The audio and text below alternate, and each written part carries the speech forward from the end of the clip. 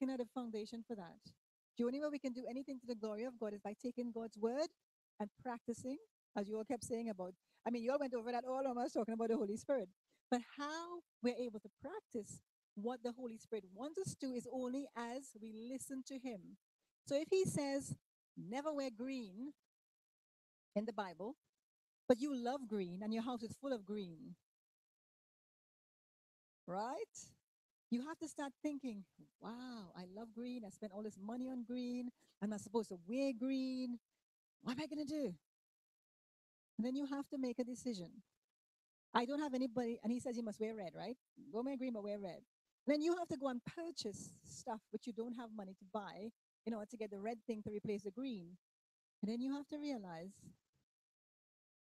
I have to make a decision.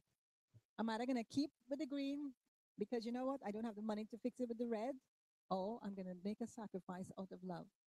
I'm going to get rid of all the green because he says obedience is better than. So there's one good going to church on Sabbath and keeping all the green in your house, paying your tithes and your offering in church Monday, Wednesday, and Sunday, on, on ADRA runs, and doing all the things that the church is doing, and you're still keeping the green in your house. Because why? He said, don't have green in your house. And that applies for everything with God. He's a God that says, because he knows why. He knows if you have the green in your house, that's going to mess you up for life. And it will keep you out of his presence. And that's the one thing he doesn't want. So if we would just take the word of God seriously, believe it, and do it, even if we don't understand how it's going to happen, we will have the faith of whom? Our father, Abraham. Now, I know we don't think like that. We don't speak that kind of language, but we say Abraham is our father, right? He's the father of the spiritual Israel. Am I right? So I don't know if everybody's back. I'm always teaching, you see. I haven't started back the session yet, but I was hoping if I start talking on here, people hear me and come over. But we need to get started. Now, this is a handbook that's been compiled for greeting ministry. So I've put a few around. We don't have copies for everyone to have a copy in their hand. There should be two at the front. If you can kind of, is there people together who, can you sit with someone who has one? Mandy, there's one here. There's one here. Yes. There's one here, and I think um, there's one here. Yes. Is that it? Okay, so that's how much we've got. So everybody have access to seeing one.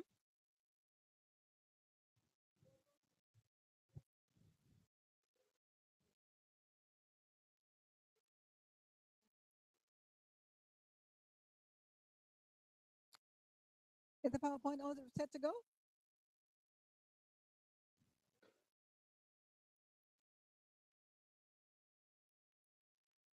I don't know if it's on.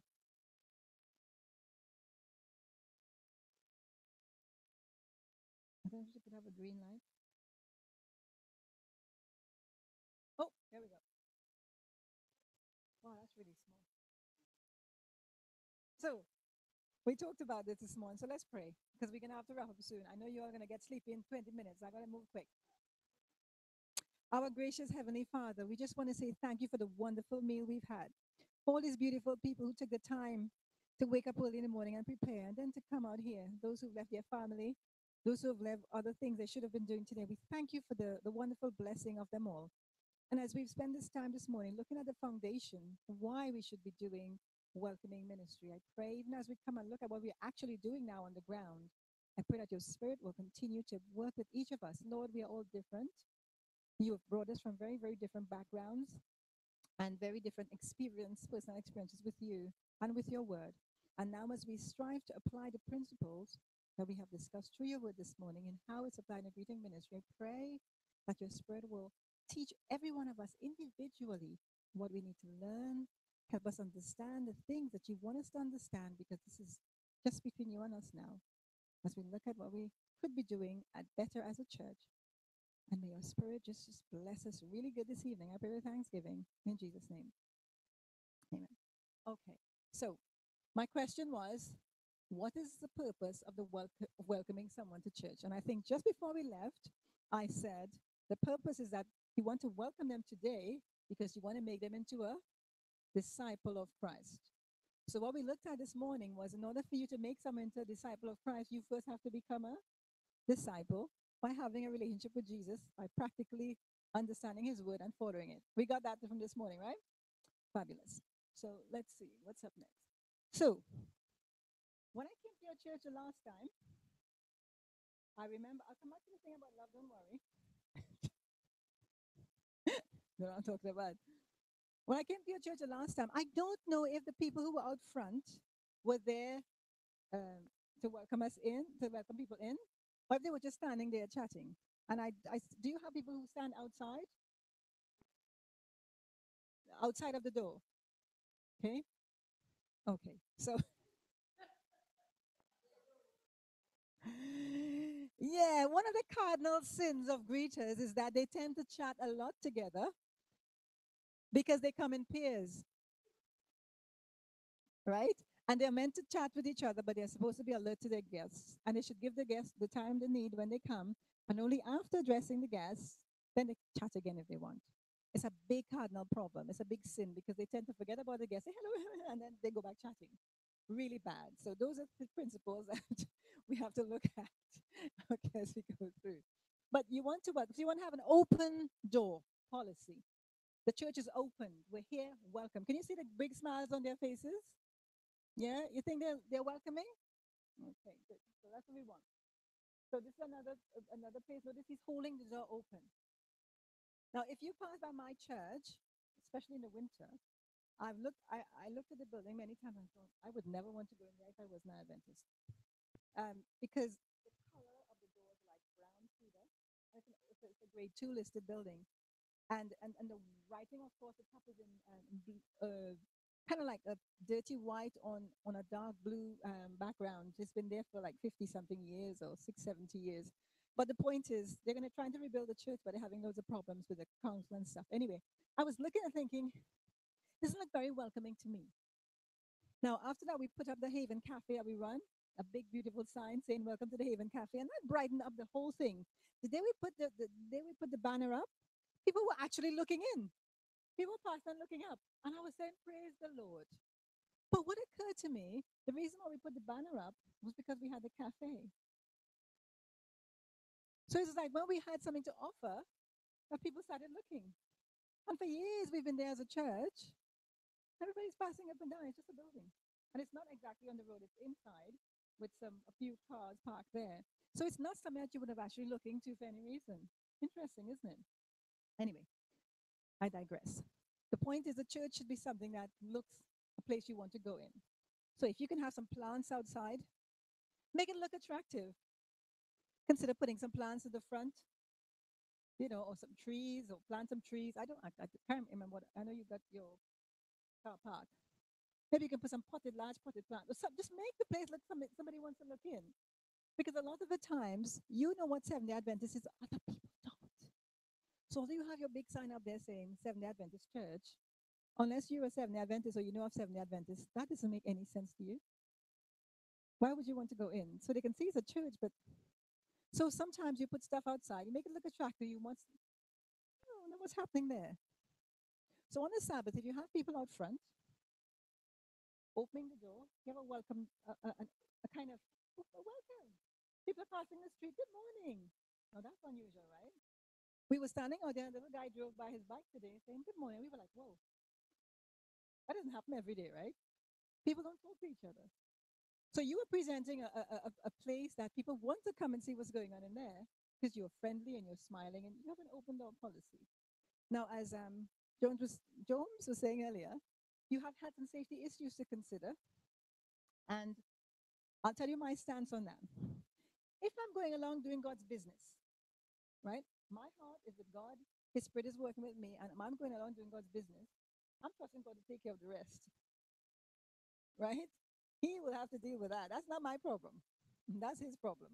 I am his problem. My protection is his problem. But having said that, because of the time in which we live, you have to have some kind of vigilance in place. Again, as I said earlier, that is to be addressed by your local policy for your church. So you work within your team to look at what should you be looking at. So your people who are going to be trained to do greeting should also have health and safety. They should also have training how to deal with an emergency, CRB checks, CPR training, um, how to deal with first aid, the usual stuff, so that remember you're catering in case something happens. I'll share something with you that we have in place. We actually have a service where if you at church and you lose a button, we fix it for you. You lose your zip, you lose your clip. I've got all kinds of stuff in my in my arsenal. Because why? It says we care. It says we're thinking about you, not just about inviting you to sit down, but if you have an accident or something has happened, we could try and help you out, whether you're a member or a guest. It's not just for the guests, it's for everyone. So yesterday someone came and their button fell off from their jacket. And they came down to one of my untrained greeters and said, "Oh, I've lost my button." And the person said, "You got to take that to your missus guy." And then he came by and said, "Tell him I've lost my button." I said, "Come." He says, "What are you going to do?" I said, "We'll fix it." He says, "Really?" I said, "Yes." So I went into the cupboard right there in the foyer. I'll show you. See it shortly. I opened, took my what I call my knick-knack box, got some thread and needle, and I fixed his button. He was, what could I say? Now, he's one of my colleagues from School Evangelism. This is just part of the service. Isn't that lovely? He wasn't expecting that. I've had women who've come in and their breast, the zip has gone wrong. Pin it all the way down and tie it in, and we pin it all the way down. There you go. I remember this lady came in and she didn't realize that we just took a scarf that we had in there. We wore the scarf for the day. Block the. So as a greeting service, you don't just want to be there to just welcome, sit down, welcome, sit down. You want to provide a service that different departments will have issues, and they'll come and say, "Do you have any glue?" "I've got some glue. I've got mouthwash." Someone came to me yesterday and said, "Oh, I ate sardine for breakfast and I didn't have the time.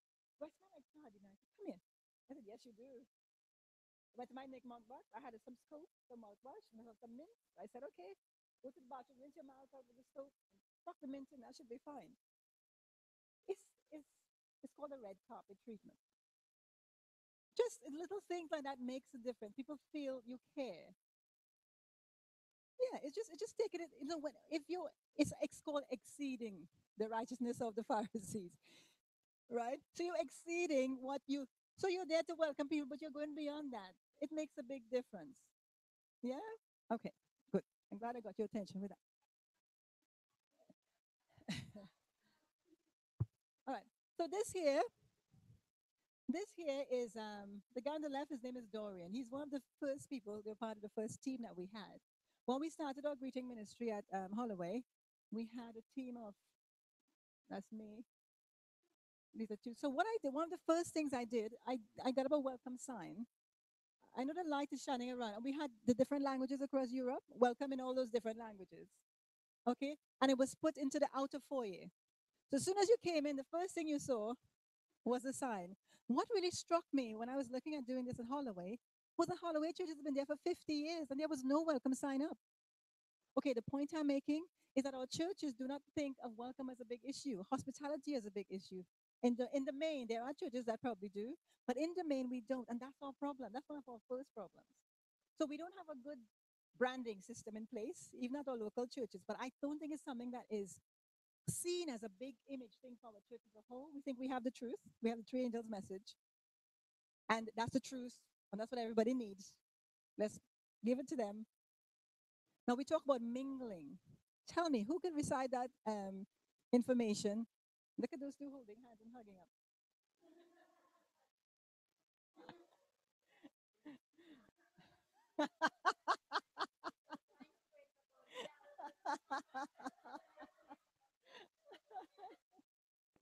Sorry, I digress.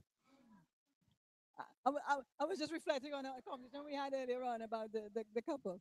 Okay, so the point, so my first consideration was that, and by the way, how I came upon this was because I was doing my training for Bible work, and I was doing an online course, and on one of the sessions, the person was teaching about how we don't, as a church, we do not market ourselves in our behavior, but more now we don't even market ourselves outside. Every time we advertise anything, we market it in here. We're feeding ourselves. We don't put things in the community, post the local gazette or anything. We advertise everything to the church for the church. And we want to know why the community is nowhere we're there. So we were trying to change things. I was in PM for 5 years, and I give God the glory for during the time I was there, I learned a lot about myself. I learned a lot about God. I became the lay Bible worker for the SEC conference. I actually teach lay Bible workers co-evangelism. She was one of my first students, and now she's teaching people to do the same course in Bristol. So the Lord has brought us all a long way, okay? And this was just one of the things that I picked up from my training, which I applied. So one of the things I want to say to you today, you would have wasted a whole day of your life if you came here today, sat through this training, you went back home, and that was the end of it. You know how many courses we do every year as a church? How many of those training that you actually go on over the years that you've gone back and implemented at your church? Yeah? So that just goes to show we have a lot of information in here and it stays in there. It doesn't always transform us, and as a result, it doesn't come back out. Faith without works is that's what we do. We want to be moving away from that. So these two people here, they were fantastic. They were fantastic. They were always smiling. They were always helpful. I mean, they're not no longer in the team because they've been doing it for years and they've moved on with their lives. But it was real pleasure. So when you walk into the church, you see that sign, and there are two of them. Um, this is the table. We have a really little table. In as much as we were able to encourage the church to put it on the agenda, and they did eventually. Um, what you see here is the table. So we have the book that you write people's name in. It's supposed to have a nice, pretty bow in it, make it look nice. You see the box on the right? I went to the charity shop. A box of that will cost about 25 to maybe 40 pounds, depending on where you shop. I got in the charity shop for 3 pounds, the two of them. And in there, we have the welcome pack. So those things you're seeing on the outside are the welcome packs, which are on here. And depending on who my visitor is, my guest is what they get. So if it's an Adventist, for instance, visiting from America and they've never come to Holloway Church before, even though they are an Adventist, I still give them a welcome pack because they're going to go back to America and say, I went to England and we had a really nice. Blah, blah, blah. We offer them this copy of I put this as Steps of Christ in it because it has things of the UK. Fantastic for students as well who are visiting from other countries. So it's a little gift. It's a thoughtful gift. So my gifts that I put in are very thoughtful. There's a reason why I'm giving it, for them to learn something about God, but I want them to actually have an experience with it as well. So you can choose what you want to put in your welcome packs, but be thinking of it's not about doing something. So what I'm trying to say is when you are looking at greeters, it's not about just doing a greeting for greeting's sake, giving a welcome pack because it's called a welcome pack. What do you want to convey to the person? Yeah. And do you want to do it in a way that's going to be dull and boring, or do you want to give it in a way that they might say, oh, let me have a look at that?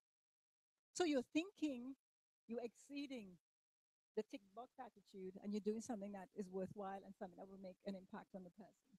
Okay?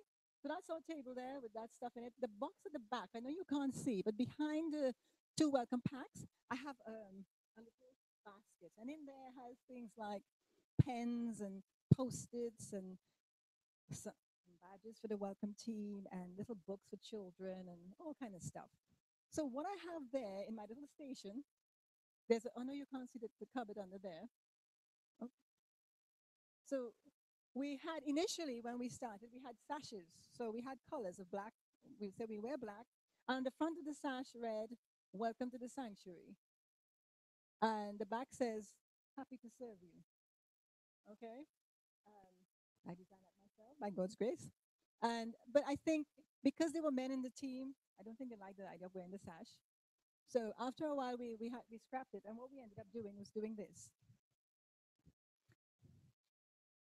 I designed these tags. Okay, you have that one. So it says, "Welcome to the sanctuary. Happy to serve you."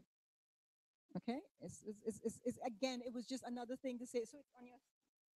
So when you see the person, it says, "Welcome," um, or we have a variation of it where you can say, "My name is Helen." So I see you. Welcome to the sanctuary with my smile. You can see my name is Helen, and it says, "Happy to serve you." You can do whatever you want with that. You can either go with a sash. The sash looks really nice. I remember Pastor Davis came from the conference when he was the president, and he came down and he sent me an email. He says, "Helen, I am so amazed and happy at what you all are doing at Holloway. It's good to see," because he used to be the pastor at Holloway. He sent me an email. "It's wonderful to see what you guys are doing down there." And I was like, "Yes, praise the Lord," you know. And since then, Pastor Kirk has been encouraging I think. I'm not sure how much has been happening to try and have a welcoming ministry. Now, you know, Darren, those of you who went to Expo, Darren gave the boxes, the little boxes, I think last year in Expo, with all these little books and stuff. But he's the one, Advent Press, he's the one who promotes these packs, these welcome packs. And they're all different. Have you all have seen them before? So, oops, they're all different kinds. Yeah. And we use these for our welcome packs. We have special ones for non-Adventists. So I have two boxes. I put non-Adventists on the left. Terrible, I know. That's how I identify with where they are. Adventists on the right. So if you've attended a church and you're a non-Adventist, feel free, Mandy, to pass them around. If you're a non-Adventist and we give you like a Steps to Christ, we'll give you the stuff about our church. We might give you stuff on health. It depends on what you want. You can put whatever you want in the pack. If it's an Adventist, you know Adventists don't read their own literature. You love. Has any one of you, I don't put up your hand. Has any one of you read through Steps to Christ through and through ever? Or Great Controversy? Or a little book called well, there's a health and wellness one. We give these away. Has anybody ever read it? Through and through. Have you read the whole thing? There's a beautiful one. Guys, seriously, you have to listen to me on this. There's a one called Hope. You remember the one called Hope? Last year, the BC sent out hundreds. Has anybody read it through? Buy them. That is the best book you can give to anyone. And if you don't believe me, get some copies, read them. I can tell you right now, I have been giving them out like on my job, I give them out as well. It's actually so practical with dealing with stress and anxiety and depression. And I have met people on my job who came and they were crying. I shared some information from them, not from the book is in my bag. And I said to them, I have this little book that I give. It's not part of my job, but I have seen how this has helped me. Would you like me to give it to you? You can go away and read it. And they have gone away and they've called me job the people who will come into me and they were depressed. I have met so many people and made friends with so many people, young and old. After reading that book, it helped them to put stress and how to manage their day-to-day stuff in a completely different light. Please get those books. You want to be giving those out, especially in the community. Yeah, it works like as a nurse. I gave it to an A&E nurse, and he came back and he said to me, "Listen, everybody needs to have one of these. Fantastic little book." Okay, all right. So, wait, this is gonna be okay. Oopsie. So, the knick-knack box. In your knick-knack box, you can put whatever you want. But what you want to do is think practical of the things that might come up in church, and that just that one little thing will make a difference to that person. In the toilets, we have feminine towels. We are making sure there's a place for the mom and children. We have alcohol gel for the people out there. We have, if you go to the bathroom and you wash your hands, you can have some hand cream. We have tissues in the winter, especially, and in the summer, when people are always blowing their nose. Some people, when they're outside, we walk down the road, you know, your nose get a little bit runny. You come, they didn't put any tissues in their bag. We have that there as well. So basically, as soon as someone comes in, there's so many things you're already helping them with just at the front before they even enter into the sanctuary. And so they'll remember. Do you think somebody remember that? The members have gotten so accustomed with it now, they just take it for granted. It's there, they walk in, they take a napkin and they go. But we are happy to be part of the service. Yes, ma'am. We had a couple that was traveling from Europe, from America, and I think they were asked, you know, generally in Divine Hour, the welcomers asked, "Do we have any visitors or guests here?"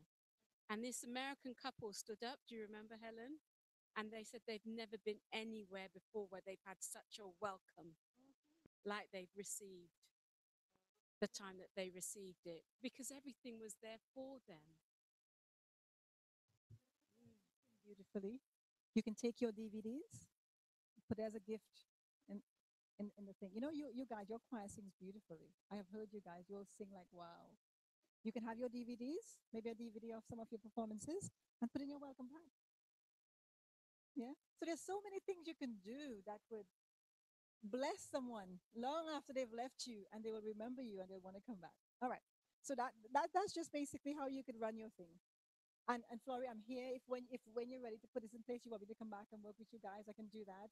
Because at West Green Church, we went and we did the training, and they had the 3ABN came to West Green Road. You know when they came from America for the series that time, and we went there, Mandy and I. We worked with them. They built up their ministry, and we work with them throughout the campaign to get it up and running. So really, if you want, we're here, we are available, we'll help you and support you. Right, so let's go now. I'm going to run quick. I can talk really fast. I can see my guy there is falling asleep. Now, at school evangelism, when I see people falling asleep, I tell them stand up. For your own sake, you got to stand up and just walk around a little bit. All right, so the concept of ministry uh, is broadening beyond. See, whenever we thought of ministry in the past, we always think of preaching, Bible work. We've never thought of greeting and welcoming in a ministry. Am I right? Because if we did, our church would have a well established one. We have stewardship and we have pathfinders and we have personal and all the other stuff, but we don't see welcoming as important. So when we begin to make this something as important, we will be having welcoming ministry as part of our service. Um, and if you see anyone sleeping, just touch them.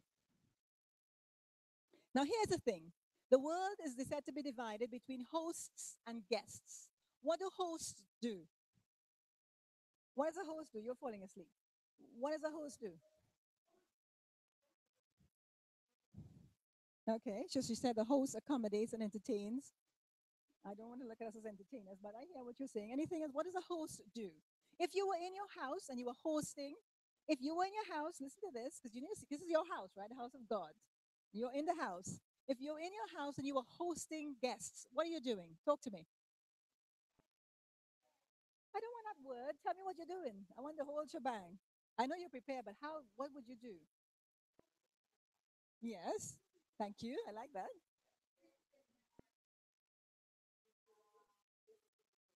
Yeah. So if you were thinking of your church, the toilet is clean, has enough toilet paper for the whole day. Have you ever been to a toilet and the toilet has run out? Have you ever been to a toilet? Yeah, and there's no paper, right? So your greeters, part of your job of your greeters will be actually checking that the foyer is always clean, the toilets are always clean, that everything is flushing, right? Toilet paper, there's enough, right? So it's not just a matter of just shaking hello, happy Sabbath. You see what I'm saying? You're hosting. Do you see the difference? Right. So you're exceeding the righteousness of the Pharisees. You're thinking, you're being very practical and intentional, right? So no matter who goes in there. You see, that's what happens. You're right. Eric, go and tell the deaconess. That's what people do in churches, right? There's a problem in the toilet. Go and tell the deaconess, or go and tell the deacon. Am I right? So, so when your deaconess and your deacons are your welcome team, then you go and tell them.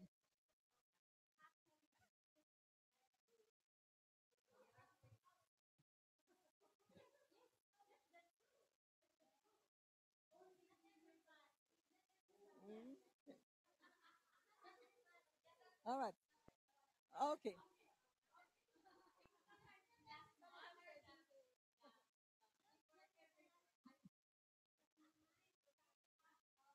Here's the thing. Okay, here's the thing. Here's the thing. When you have a greeters ministry, when you have a greeters ministry in place, because it's being checked on all the time, you're not going to have issues like that coming up. Because whoever is coordinating on the day will be ensuring all these things are being done at certain times. You know, when you go to one, have you ever been to a restaurant and people come in the toilet at certain times of the day and they sign they've done it? Cleaning in progress or cleaning, and whoever's done it has signed. So you know that that's covered.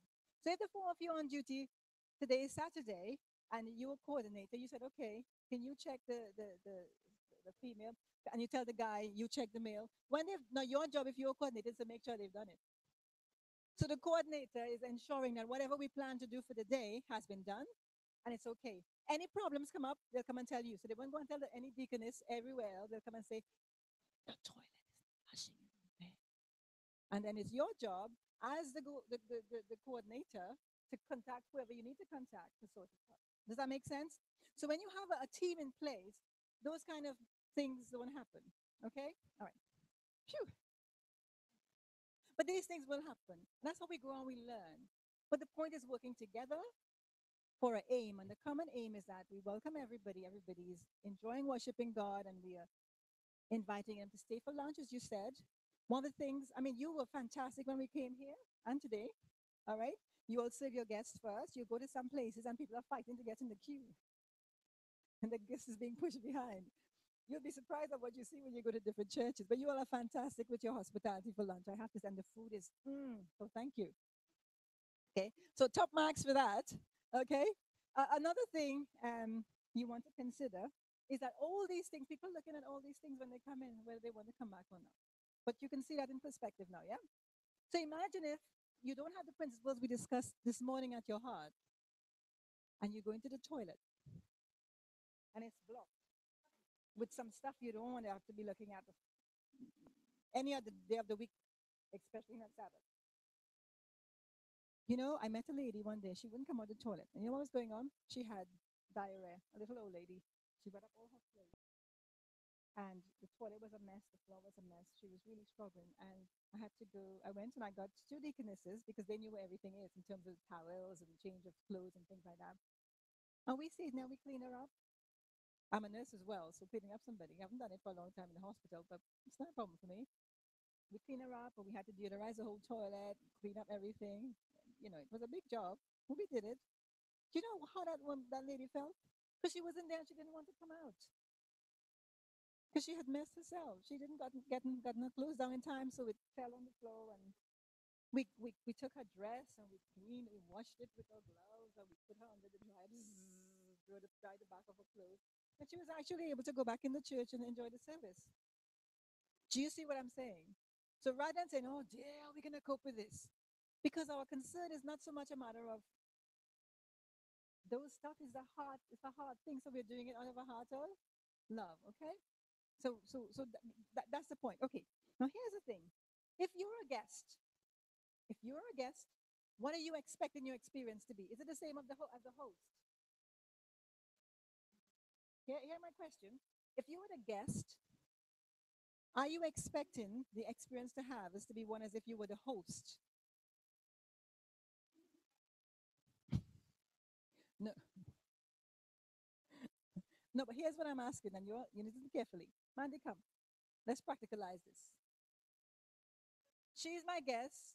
I'm a member of the church. Good morning. Welcome. It's so lovely to have you here today. I'm not sure I've met you before. Have you been here before? Oh, so what brought you here today?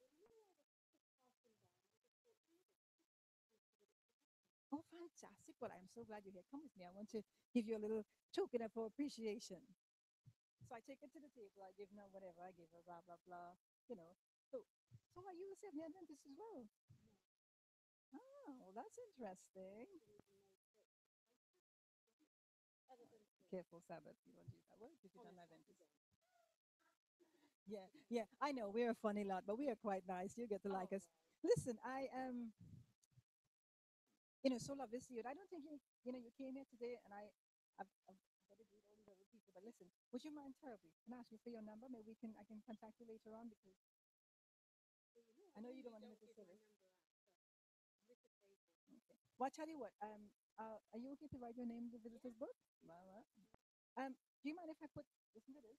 Do you mind if I put your number in my phone so that I can call you later on? No, that'd Notice be what really I'm asking nice. her. Notice what I'm GDPR. I'm asking her consent. Okay. So she may or may not write it on the book, but I'm asking for her consent to put it in my phone. Remember GDPR when you're taking people's details. Okay. So I said, okay, I pull my phone out, blah, blah, blah, give her a missed call. That's my number. And then I write Mandy, put today's date on my phone. So Mandy, contact made, so and so date in my phone. Personal. So that's one contact. Well, listen, I'm gonna take you in. So, like, listen, if you're not busy, can you come to me for lunch? Or you plan to stay for lunch? Because we have lunch at the back. I've got nothing planned for the day. Oh, So fantastic! if you want Well, to take me home for lunch, fantastic. please feel free. Okay. So fantastic. So I tell you what, I've got your phone. I'm going to be out here until the end of the service. But let's take you in now so we don't miss too much. And when you come back, I'll wait here for you. Okay. My name is Helen. But you can't miss me because I'll be here when you come back out. Fabulous. In she goes. All right. Now I've been doing that for a few years, so that came out quite naturally, and I know her. She's my friend. Remember that. When you first start, you will find that you hesitate in your handbooks. There are little conversation starters you will find. I can't go through all that, which is why I'm doing what I'm doing because of the time. So Flory has these copies. When you look at it, you will see that what I just did with her is actually a conversation, come under conversation starters in one of the things. So what I'll do now is just say, so here, the reason why I did that, she's a guest. I'm the host. I am charming. I'm inviting. I'm offering stuff. I am welcoming. I'm being friendly. And she's responding to that. You don't expect your guests to be taking care of themselves. Right. And so you have to, one of the beauties for experiences you will have is growing into that mode of being able to read people, perceive where they are. And in there, we stated if you see someone frowning, it tells you how you can possibly approach them. If you see someone looking like they're in pain, what you can do. Your approach to someone will change their entire outlook. If someone comes in, you know, I'm sure people come in looking at that, right? And you're thinking, oh my goodness. You're thinking, how can I help this person today, right? Because your job is to cheer everybody up, make everybody want to be in church, right? So you see me comment, are you okay? You go towards, if you go towards someone with a genuine concern for their well-being, they will respond to that. Doesn't matter how grumpy they are. As a nurse who's working in the hospitals, I've come to hand over time when they tell you all about the patients, and I've heard some stories about this person is so racist and they this and they told me this and they were so mean. They tell me to go back to my country. And I've gone to take the handover and I've gone to the person's bedside. And I said, oh, this is pre-greeting training, right? Hello, Miss Johnson. How are you today? I'm Helen. I'll be your nurse. Miss Johnson looked at me like this. Are you okay? Is there anything I can do for you? She's already started to think, who is this person, right? Because the other people, she might have told them stuff and they might have been angry and they were cheesed off at her. So they weren't being very accommodating or gentle, whatever. But I'm come. And sometimes Miss Jones might respond like, yeah, well, blah, blah, blah, blah. I say, oh, I'm so sorry. Can I do anything to help with that? Can I do anything to change that? Yeah. I said, well, I'm here with you for the rest of the day. So if there's anything I can do, just let me know. Okay, my name is Helen. I'll be right over there. I go around and meet everyone else. But you know, for the rest of that day, I will keep going back to her no matter how busy I am and saying, how are you doing? And I give you, can I offer you some tea? Can I offer you some this? And I am so nice to this person that by the time I leave and I go away, she and I are friends. So when I am handing over now to the person who's coming in the night, here's my handover. When I came in this evening, I was told blah, blah, blah, blah, blah. However, I've been here today, and initially the lady was a little bit. So when you're dealing with her, just be a bit more patient because she's scared. She doesn't have any family around. So by that time, I found out what the problem is with her. You see, that is what we want to be. If in nursing I can be like that, how much more in the house of God? When I'm about my father's business. Do you get what I'm saying? So, and it's not hard to be nice. It's nice to be nice. You all know that expression? It's nice to be nice. Okay, there is actually a whole series within the SEC which teaches you it's nice to be nice. It's a whole training and session and stuff on that. This is one of the books. This is one of the books that comes from that. I didn't need this book for that, but it's really beautiful. It's very practical. Okay, let's move on quickly. Huh?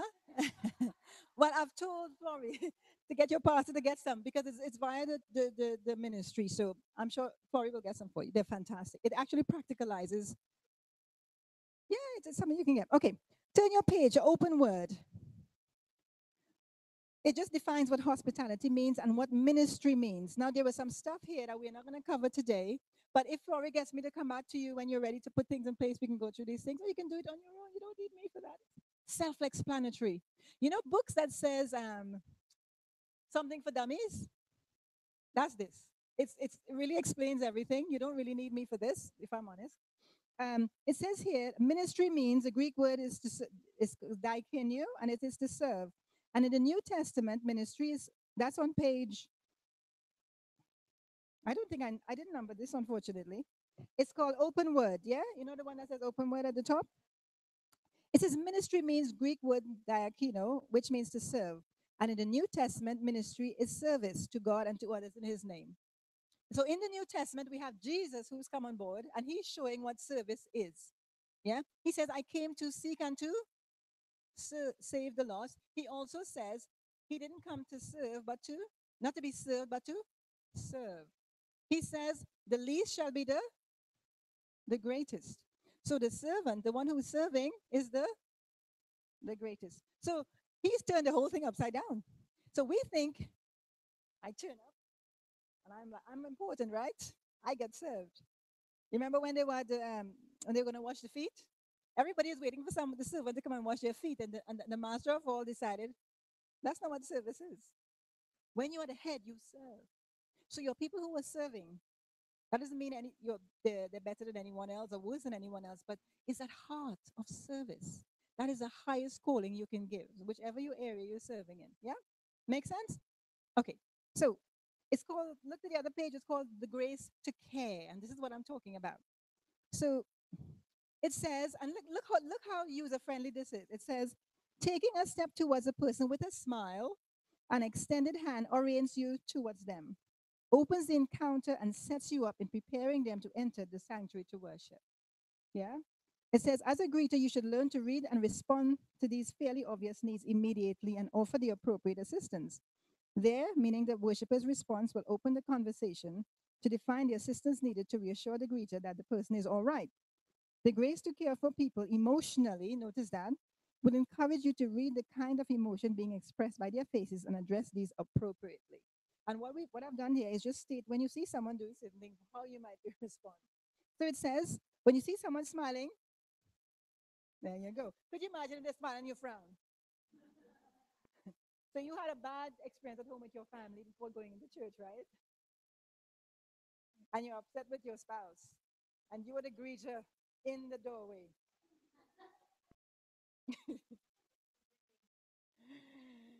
And you're not in a good place. What happens to the person who comes through the door? So, so unless your mental attitude is one of grace and care of the other, what is your response going to? Are you going to be like, "Oh, hello, good morning, how are you?" It won't come out naturally, would it? Because you're not in a good place. But when the heart is centered on loving and caring, and when God does whatever He does through the Spirit in us, which He wants to do, for some reason, Nadia, it just comes out naturally. Caring is a natural response that comes from the heart. Okay, and I've learned that from my own experiences because I've been through some pretty rough times when I've been in greeting and nobody knew about it unless we talked about it. Yeah, and it's because the smile comes naturally now. I smile anyway. Sometimes I don't even know why I'm smiling. It just seems to come out because I've been practicing it for a while. But it's now become second nature. You know the thing today said what? It's in our nature. It actually becomes part of your nature, and it's fantastic because it doesn't just work at church. Do you know when I'm at work? Every client that comes to see me, when they go to be book an appointment, do you know what they say to the receptionist? Can I please move him back with Helen? If it's to take bloods, vaccines, if it's a management, anytime I see someone and they've seen someone else before me, they always ask, can I go back with Helen when I come next time? I'm leaving my job in a couple of weeks' time, and the receptionist says, Helen, I don't know what I'm going to do when you're gone. Stay a little bit longer. I said, why? Why you say that? She says, because everybody you see, they come and ask to come back to you, and I can't put, that's why your diary is always fuller than everybody else's. And I just laughed. I said, well, I'm not going to be here for much longer. You better find someone else. It's a kind of joke, but I felt a bit uncomfortable with the praise. I'm not very good with praise. I'm sorry. Because I think all glory should go to God. Now, if Mandy Tills gives me a compliment, I can say, oh, praise the Lord, right? Because she's a fellow Christian. When you're in the working environment, that will sound like a praise. So I said, people is my business, right? It's what we do as Christians. She said, yeah, I know. So that's how I went with that with her. But it's nice to know that after I've bled somebody and I've given them injections and they're in pain, they can go back and say, I want to go back with her. So the point I'm making, what happens is that overflow of the experience with Jesus in my personal relationship at church flows over when I go to work or when I'm at the bus stop. Anybody want to charge and get you in the bus first because it's raining? I've learned how to just step back. And they're always like, okay then. Oh, they're rushing past, right? They're trying to push you over to get in the bus. I just step back. Okay, go in. And they catch themselves a lot of the time. Men as well, they come trying to get in the bus before you because everybody's tired. I just step back. I just learn how to step back and give someone preference. And as I've noticed, people are always a bit surprised because they expect it to be quick. So those are the things that I'm learning. But that has come over years of practicing being hospitable. It actually becomes second nature. Okay. And I'm not just saying that for saying sake, it's actually true. So when somebody comes to your place, they ask, is there anyone here like me? They want to connect. So if you can't be someone who's welcoming and could relate to them, then they're thinking, no. And the research says within the first 4 minutes of coming into a place, people decide if they want to come back or not. So here's the thing, 3 or 4 minutes. So by the time you walk from there and you say, hello, how are you? The time goes, right? Now here's the thing. You can do a fantastic job out front, and they come in the church and sit next to somebody, and the person is one of those people who move across on the bench. You get me? So rather than reaching out, so hospitality is not just a greet for the greeters, it's for the whole church. And whoever is your team that's taking this forward need to take this to the whole church and let them see with your pastor being at the head, because you lead from the front. Yeah. So you have the pastor leading from the front, encouraging hospitality, encouraging. It causes a whole change of dynamics within the church. Yeah. Because Holloway was known for a church that had what's called very cliquey and not very friendly. And I can tell you now, it's still cliquey, but even the members become as friendlier because everybody come looking for the two kiss in the morning now. As a, I'm not kidding you. I would kiss people on one cheek because I'm busy. Because now we have this place of happy Sabbath, how are you? Hug, kisses. It wasn't like that before we had the greeting ministry. So I'm telling you, it actually transformed the life of the church, but it also makes people more welcoming. And as a result of having this program and being so welcoming, and we have the Haven Cafe now, the people have gotten used to having strangers and outsiders who don't look and smell like us coming into the building, whereas before was an issue. So it takes time, but as we get into this hospitality frame of mind, it happens. People want to feel like they belong. If you rush with me to page, okay, so if we go next page on your right, it says welcoming conversation. Can you see that up there? It says being a guest or newcomer is similar to going to someone else's family reunion. Think about it. If you go to someone else's family reunion, do you know anyone there? So when you come to get together on Sabbath, you know everybody, right? Or mostly. But the people who are coming don't know any of you. So if you put yourself in their position, as Florrie said earlier, how would you like if you went to a place you didn't know anybody? Would you want people to be moving around to the chair or just saying and then avoiding you, or would appreciate some friendliness? So think, what is the golden rule? Do unto others as you have them do unto you. Now, if you want somebody to smack you, please don't go and smack anyone. Okay. So if you look at the bottom of that paragraph, I won't go through. Now it says here, through an authentic welcome and radical hospitality. What's an authentic welcome? Just want to clarify that. What does that mean? What does an authentic welcome mean? Authentic, genuine. Yeah, it's not like, because we can all do that, right? You know, we can say, but you know, when people can see through that, because you know, before you even turn away, it goes. It's a like when you see someone take a picture and they say smile and they're not really smiling, can you not see it in the picture that it was not genuine smile? It just doesn't work. Yeah. So it's authentic, it's genuine. You mean it, okay? Okay. It says, so you want to say a smile. It says greet with a smile, say hello, I am so and you are. Assure them, I'm glad to meet you. I'm happy you're here. I don't know how you don't have to use those exact words, your rendition of whatever that means. Okay? So you don't have to go and you don't have to go and learn these lines, as it were. It's not a play. It's an idea of what you can say, but you'll do that. To be authentic, you're giving yourself to the person. Show interest. Do you like remember when I was talking to Mandy, I asked who she was and how did she get, where did she come? You show some interest. Serve them. I'm glad you came today. Is there any way I can help you? Did you receive a welcome pack? Well, I'd actually take for the welcome pack. Now here's the thing. By the time you take someone to the thing to give them a welcome pack, you've actually been talking with them. So you already know a lot of things already. And people, when you are so genuine, now, as you said, sometimes people are not so open. When you see people who are closed, you have to adjust. So you can say to them, I know I'm chatty, I can't help it. That's what I would say to them. I said, I'm chatty, chatty, chatty, I'm sorry. But I really hope you enjoyed the service today. And just by me admitting that I'm a bit chatty and they're a bit quiet, that actually helps them to open up the door a little bit as well. So be yourself, is what I'm saying. Develop that friendly demeanor. And what you will find as you meet different types of people, somehow or the other, you will adjust. And they will always be glad they met you. Always. They'll always be glad they met you. And one of the things you can do is offer them, give them a sweetener. If somebody's a bit grumpy, say, you know, I've got a gift here just for you. I think I know I'll give you something. And you go to the table. So you have to have a range of gifts, you see. You have a whole range of gifts in your little pack there. So when they're coming, you know exactly who's a bit grumpy. Give them something nice. So you can have your music, um, you can have some sweets, you can have a variety of stuff.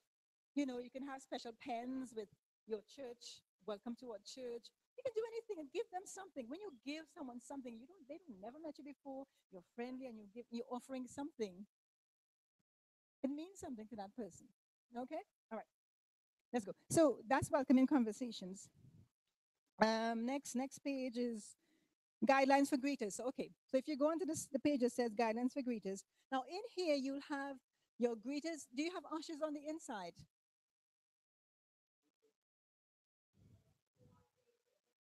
So the greeters bring the people and seat them. Okay, so what you're gonna find, if you're gonna do this right, you need at least 4 people on duty. So those who are outside and those who are making sure that everybody in here is comfortable. So you should have your ushers on the on the inside, your greeters on the outside, and maybe 2 people out front. If you have your deacons, they could be out front. Okay. And so what you want to do is to have when I've met this person now, I'm going to take her now and escort her from the foyer, and I'm going to come and say, Manji, I want you to meet Lori. Oh, she will seat you. She is so nice.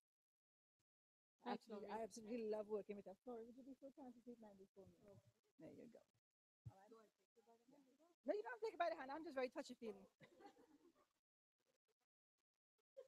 So what's happening? You agree to the person, you've made them feel welcome, and now you're passing them to someone else to get them seated. All right. But she can see that I'm talking to Florrie. I'm referring to Florrie as a very nice person. I like working with her. So she's getting all this positive vibes coming from me about Florrie.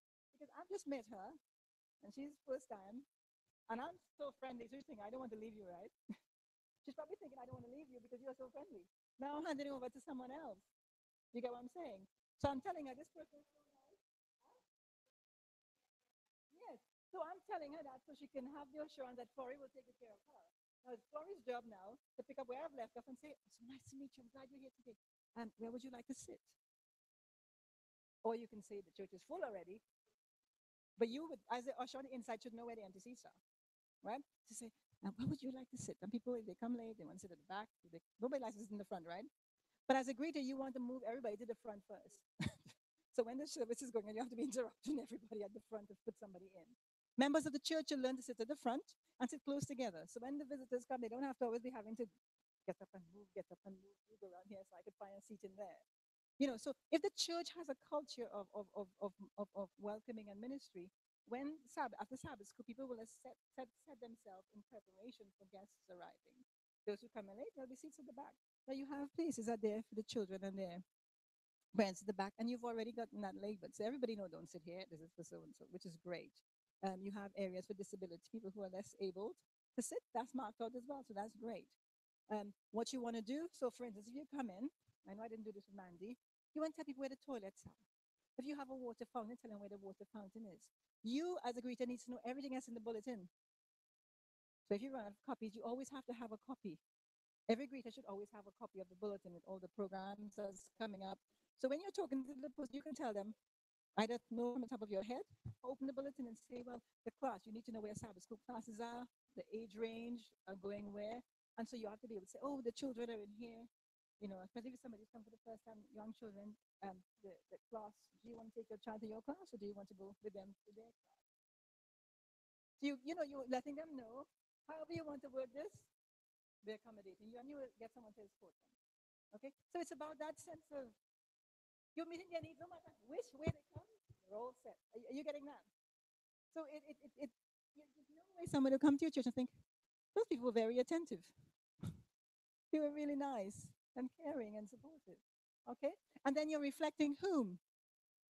And that's what you want to do. He mingled with the people, he met their needs, and then he bid them follow me. And the good thing is here, because you do your pot lunch, I live not too far from the church, so I actually invite people to my house all the time. I can't invite everybody, but I don't have to. You know, the guy I told you about last Saturday. He went and another lady who come for the first time. I took them to my house. My husband has a car. Some of us took the bus. Some of us went in the car. But it's nearby. That's why I'm able to do that. And the Lord provided the food, as I told you.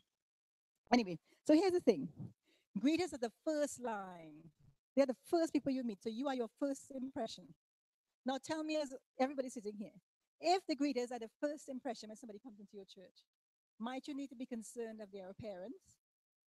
Might you want to be concerned of their demeanor, where they smile or they're always serious or whatever? So this is why I said earlier, when you're selecting your greeting, you need to, they're your frontline people. The first thing somebody sees when they're coming is, what is it? People can be trained to do, what do you want them to see, right? That's your question you have to answer as a church. What do you want them to see?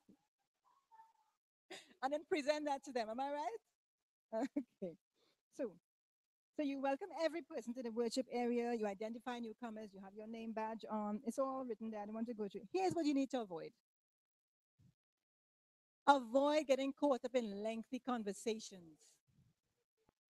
It doesn't just block up the way people come to you and like, really, you only want me to come in? Look, if I'm in my house,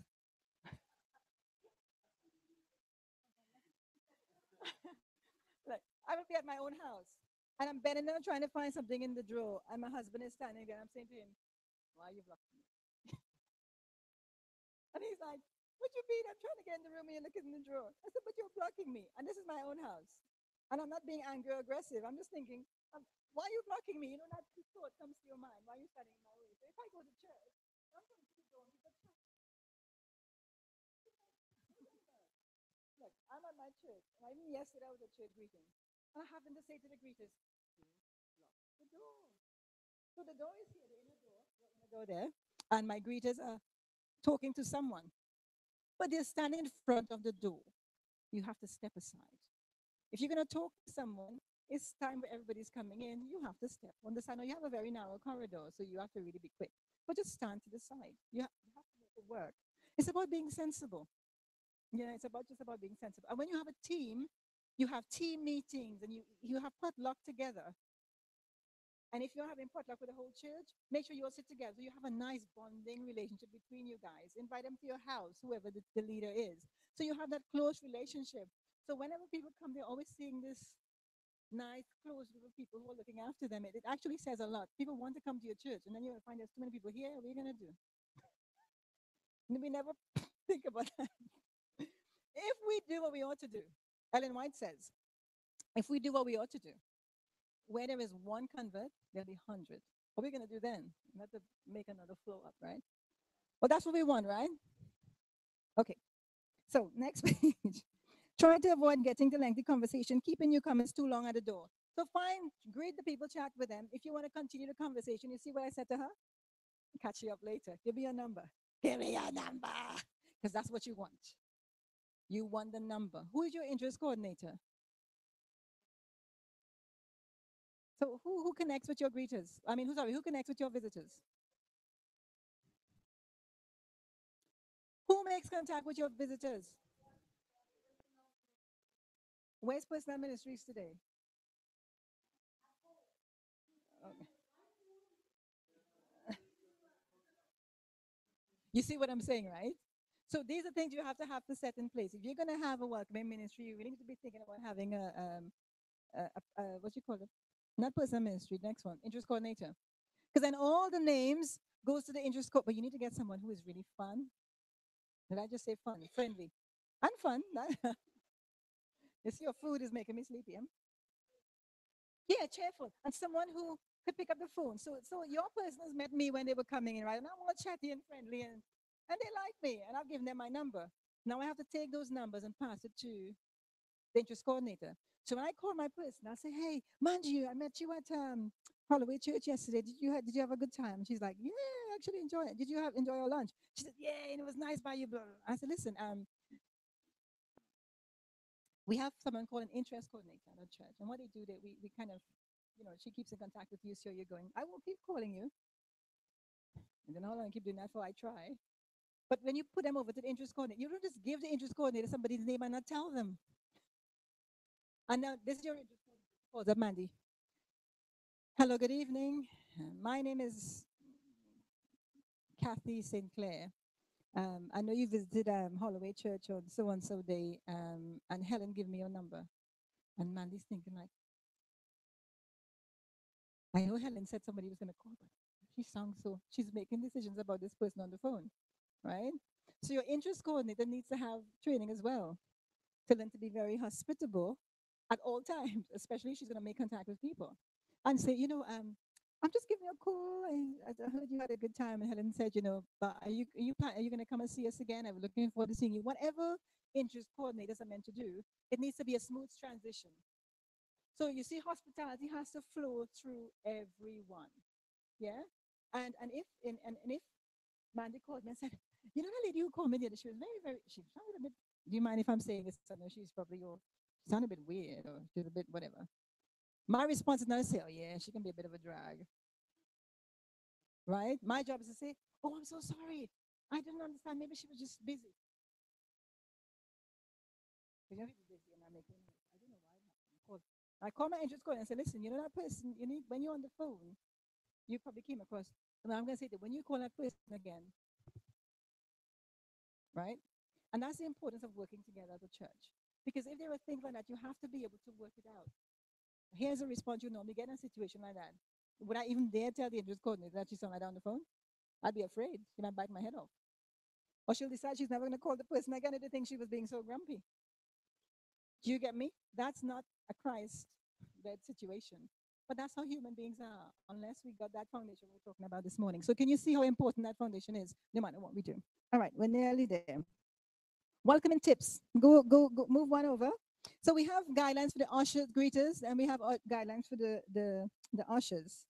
Now, let me just look at what to avoid with the ushers. It says, avoid leaving the entrances or the congregation completely unattended at any time. So there should always be at least one person there. Um, don't hover over people. You know what it is to hover over someone? Yeah, some people might be a bit funny. They might think, I mean, I tell people I talk a lot. I tell them I'm a bit touchy feely. So I excuse myself from day one. People come to my house and listen, I talk fast. So you're not going to accuse me of anything I've already come. So I'm least likely to have somebody say something about me because I'm telling you that's how I am. Sorry about that. And I said, no, it's okay. If you do something to somebody, they will say, oh, that person did this. But if you said, I tend to be like that, I'm really sorry about it, you've apologized, they'll say, no, it's okay. And you and I should get away with it. Whereas if somebody doesn't come and admit to anything or say anything, they're like, put your hand up and own up to everything. You can't go wrong with that. Okay. Right. It says here, on welcoming tips, it says here, greet every one member or guest who comes within 10 feet of you. So it's looking at principles. If someone is in 10 feet of you, greet them, even if you don't like them. Well, let me tell you something. If you meet people, I know. If you meet someone, listen, no, listen. Own your feelings. Listen, guys, please. This is important. Everybody has somebody who they have an issue with for one reason or another. You mightn't be causing it. It might be the other person. It doesn't matter. Own that and talk to the Lord about it. Talk to the Lord about it. If you don't like them, you pray for them more and you pray for everybody else. I'm not telling you that because I think it's funny or I'm just talking. I'm telling you. Anytime you meet people who are giving you a hard time, pray for them more than you pray for anybody else. And every time you pray for them. Jesus says, bless those who curse you. There is power in doing what God says, even if it makes no sense to your brain. Because remember, our brain are all messed up with the diesel, right?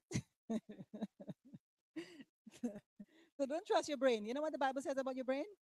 In Jeremiah, is it 17 and 9? It says, the heart is deceitful above all things and desperately wicked. It's deceitful and it's desperately wicked. So I don't trust my brain at all. It's full of diesel. So anytime things happen with people and I don't like it, and trust me, I can think of a particular person, one particular person right now. I don't understand. I've tried bringing them flowers. I've met with them on one-on-one and said, I don't know what's happened, why we don't seem to get on. Can we start over? It didn't matter what I do. When I gave them the flowers the last time, they said, you think I should take that? And it was my last 10 pounds I bought the flowers with.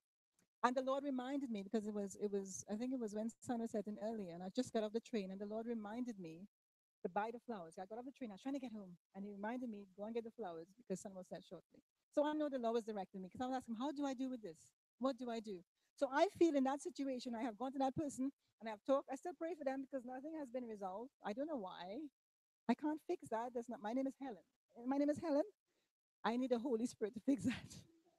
Different H word altogether.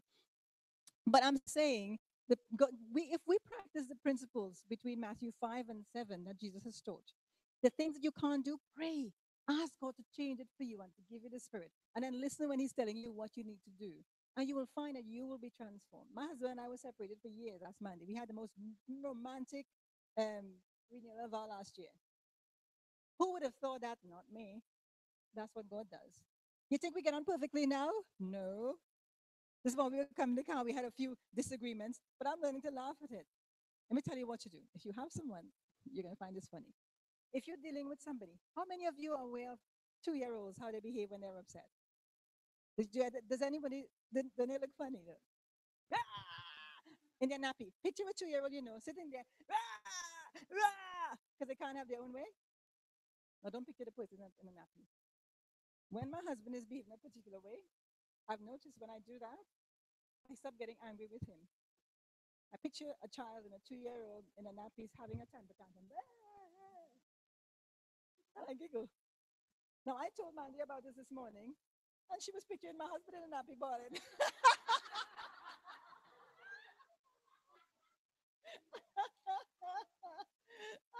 But what it does, it diffuses the situation in my mind.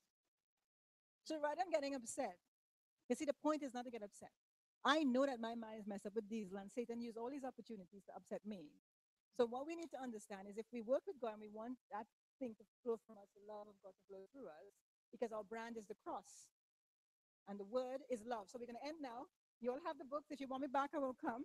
I want you to tell me what love means now. Actually, before we do that, one more thing. Turn to your exact last page. Last page with a big smiley face on it. Last page, big smiley face. It's called Dealing with Disruptions. It says if a person is causing disruption, see the head usher, coordinator, or the head deacon for assistance. You know why? These people are supposed to be well trained to deal with issues. What you want to be able to do is you need to get drug and alcohol training. Why do you need that? I'll need to give you some more information.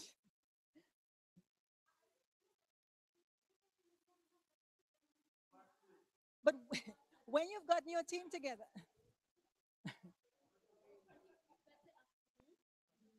I can do whatever you like. I've already told you. But what I want to say, I'm happy to come back, not a problem. What I want to say, why did I say drug and alcohol? Remember, you'll be dealing with people in the future because people are stressed. Guys, people are stressed. People are stressed for money, situation, Brexit. There is stress everywhere. And people, when they're stressed, they look for relief. We go and pray and we still feel stressed, right? Because we don't trust God enough. That's not anything to do with God. That's to do with us. So we must learn to believe Him and stop stressing. Anyway, that's for us. People out there are stressed and they take drugs, they drink alcohol, they smoke. So they just need relief because they don't know when they need to get that relief. And if they come here, they're going to have all those symptoms that you experience when you have those things on board. They smoke weed, they smoke whatever they smoke. What you going to do? Your job is to let them know that there is a God who loves them. He wants to give them peace, and He wants to leave His peace with them. And He has a mansion He's preparing for them, right? So if they've taken drugs, if you do drug and alcohol training, and people come in with drugs and alcohol on board and they're behaving funny, rather than wanting to chuck them out, afraid they hurt the children and they do something, you will be trained. You'll understand the symptoms, and you'll be able to address how to deal with them better. Does that make sense? Okay, so things like drug and alcohol training is a big thing, I think, for people who want to be as an usher. CPR, first aid. So you are like, this is us. We're here for you. It doesn't matter. It's fine. I'm here. It's just I'm here. Then you, so you, even if you don't know what to do, you know somebody. So when you go to service, that's what true hospitality is. So when in the book,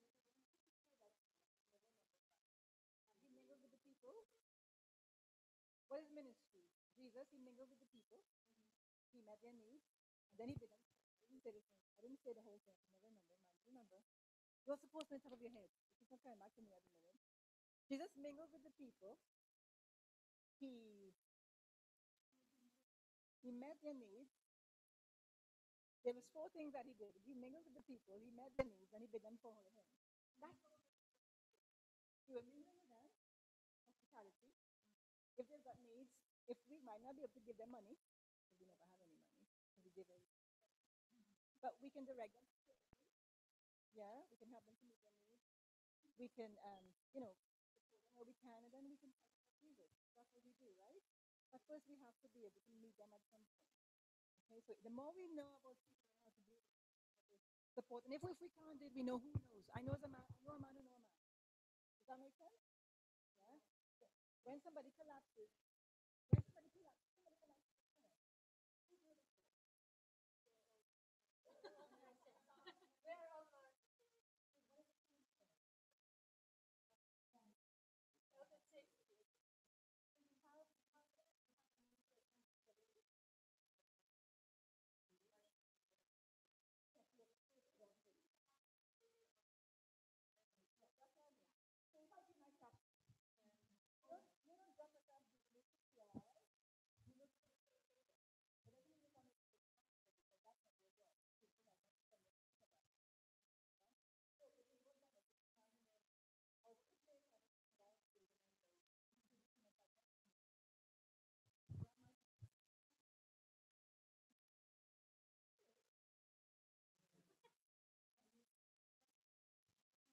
Oh, sorry. I apologize. I got on an aeroplane to come back from Trinidad. That's where I grew up. To come back to London. To London. I sat on the plane, and this lady came and sat next to me, really heavily. I looked at her. I said, "Hello." She grabbed my hand. I said, "Hello." She said, "I have never traveled on a plane before, and I'm so scared." I said, "That's okay. I have traveled on the plane before. I don't like it, but I'm okay. So hold my hand as tight as you need to." Because she was just like, "Oh, thank you so much." She said, "You see, when God can't come, He just send a man."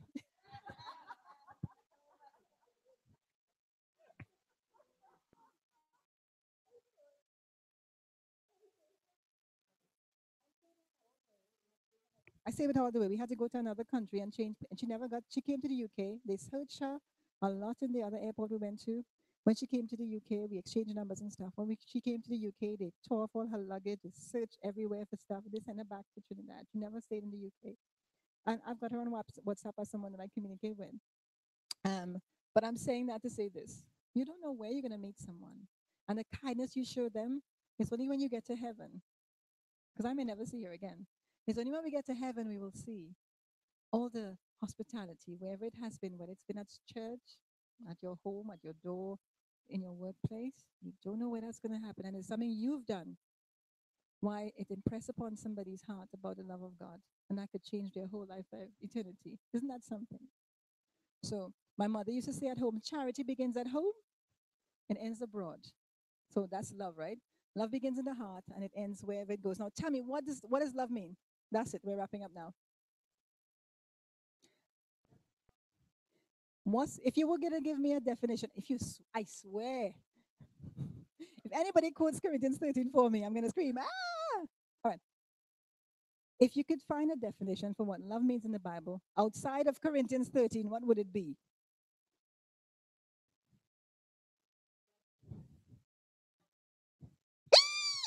Don't quote me Corinthians 13. Oh, just make up your own sentence. What do you say love is? Who said that? Okay. What about John 3:16 is love? Tell me. Tell me. I want. Well, okay. Oh, whoops. I've lost it. Okay. Let's do this quickly. So God so loved, listen to this, that he gave. So you know what love is? Love is taking what is most precious to you, isn't it? Love is taking what's most precious to you and giving it to someone else for their benefit. That's what love is. Taking what's most precious to you, giving it to someone else for their benefit. Notice it's for their benefit. Love is outward moving. And if you want to go back to Corinthians 13, which is interestingly beautiful when understood correctly, verse 5, I believe, says, love seeketh not its own. So love is, it's not about me. It's not about you. It's not about me. Love is about the other. Love is always about the other. It's outward moving. You see, when we think of love, we think of, come on, you guys, give me a red rose and take me for a nice drive and take me to a nice meal. It's not about me when we think about love. We're so messed up, the diesel and the engine, you see. It's all about me, but no, actually, love is all about you. How can I help you? How can I make you happy? What do I have to do to make your life easier? That's what love is. That's what God did. John 3:16 is the absolute definition for what love is. God so loved that he gave the foundation, the block. You see all these blocks in your building? If this is what love is, the foundation is give. Give. Love is about giving. And so when you pray tonight, you pray every day from now on. That's the kind of love we ask in God. One that's not about what I get, but what do I give you? Whether it's your friends, your family, the person on the street, the drunkard, the prostitute, the transvestite, whoever you meet, it's about what you give them. And so your life's work is to learn and experience how to give to others. Yes? Stand up. Let's pray. There's a song that says, give and it will come back to you. But we talk about money. Tonight, this evening, we're going to sing that. And we're talking in the context of giving of ourselves to others. So think, we're going to sing that, not because we're picking up an offering. There's no offering here. Give and it will come back to you. The love that you give to others will come back to you. So let's sing that. I can't sing mine. You go. Give and it will come back to you. Full measure, pressed down, shake it together, run